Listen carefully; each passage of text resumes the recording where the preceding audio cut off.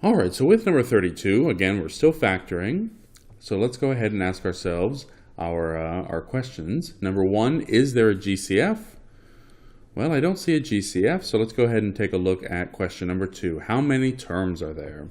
Well, we have 1 and 2, and we know that when we have 2 terms, we're either looking for the difference of perfect squares or we're looking for the sum or difference of cubes.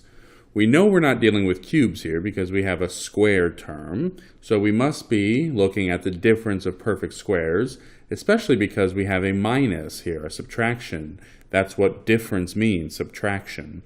So with the difference of perfect squares, you may recognize 81 as being a perfect square and 16 as being a perfect square. And so we can set up our factors and right away do a plus minus, right? Because that's what we're always going to have with the difference of perfect squares. And now we ask ourselves, all right, what's the square root of 81? Well, 9 and 9. Of course, we're going to take our x and break it up. And then what's the square root of 16? 4 and 4. And so here we have the answer for number 32. 9x plus 4, 9x minus 4.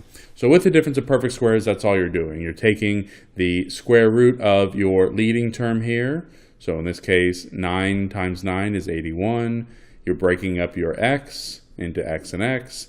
And then what's the square root of your constant? 4, 4. And then simply put a plus and a minus, and there you have it.